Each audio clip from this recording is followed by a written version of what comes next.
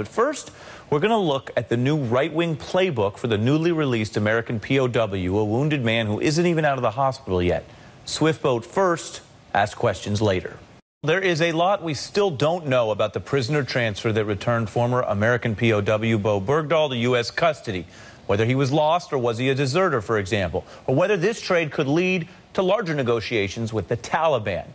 What we do know is that Bergdahl, a former POW who's under treatment now at a military hospital, is being swift-boated by the reflexive anti-Obama machine. And we know that whatever process he may ultimately face, whatever judgment he might ultimately be issued even in a military court, we know that right now he does deserve better than this. Last night, Bill O'Reilly said Bergdahl's father looked Muslim. Today, Fox built on that theme. I mean, he says he was growing his beard because his son was in captivity. Well, your son's out now.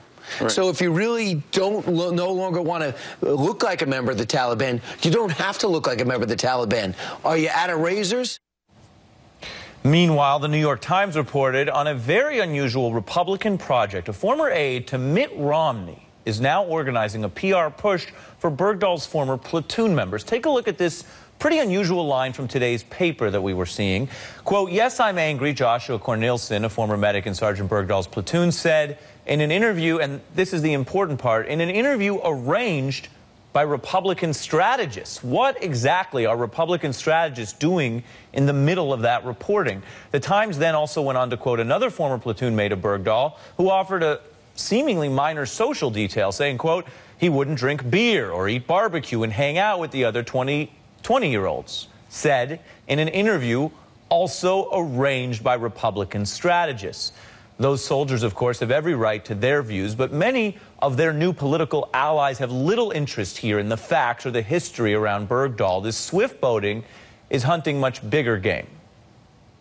We have a federal statute which makes it a felony to provide material assistance to a terrorist organization, including human assets.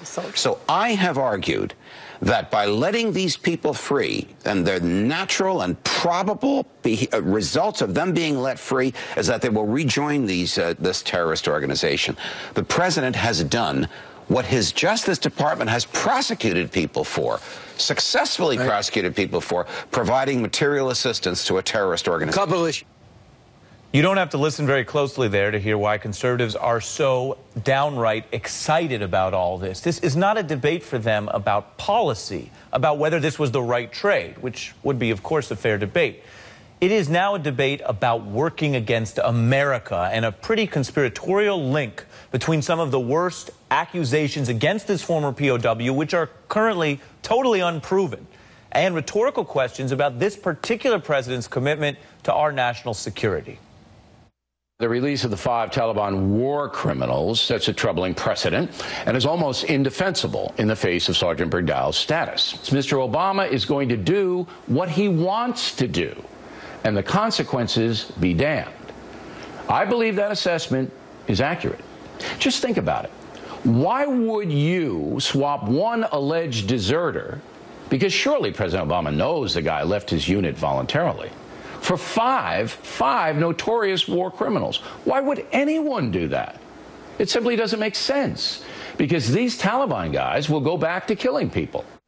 Why would anybody do that, Bill O'Reilly wants to know. Why ever release any fighter who targeted Americans?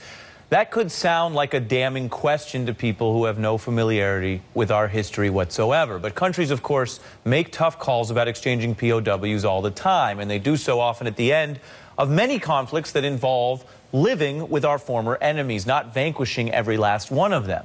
Even Fox News viewers were reminded of that basic historical fact when a former National Security Counsel from the Bush administration was asked about this transfer deal.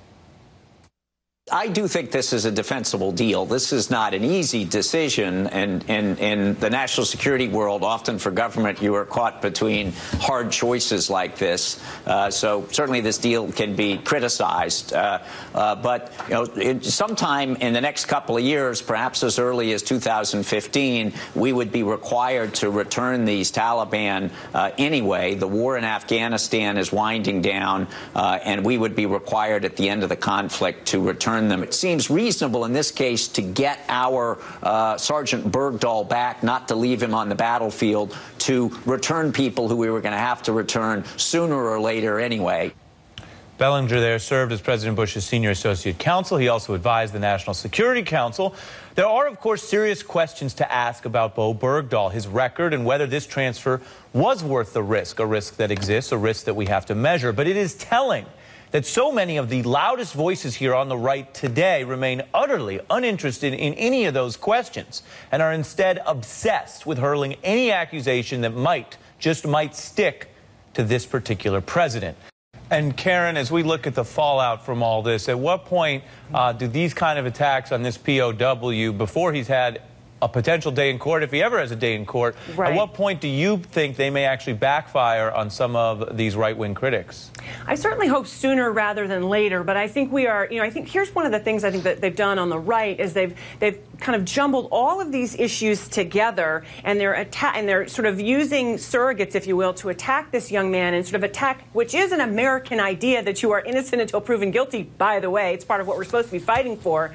But, that they have jumbled all of this together so that essentially the focus is on questioning President Obama's decision-making rather than, we have a number of different issues here, right? And rather than separating them out and taking them piece by piece, they are, I think, as Steve said, being very opportunistic. I have to say, it's really disgusting. It was not even within hours we saw attacks on this young man and on this decision. And there wasn't even a moment of, you would have liked to see a moment of, let's all rejoice as a country that, this young man was freed, and then let's deal with the other issues. But we barely even got that moment. Right, and the issues are, as we've said, larger than this individual. I really think there's nothing more anti-American here than being anti-American, and to the extent that these attacks are political, the ones coming from the Republicans quoted in the New York Times and people with their vendettas against this individual, it's totally out of bounds. I distinguish that from some of his former platoon mates who may have their own views and no political axe to grind. We're going to keep on the story, obviously. Karen Finney and Steve Clements, thank you for your time tonight.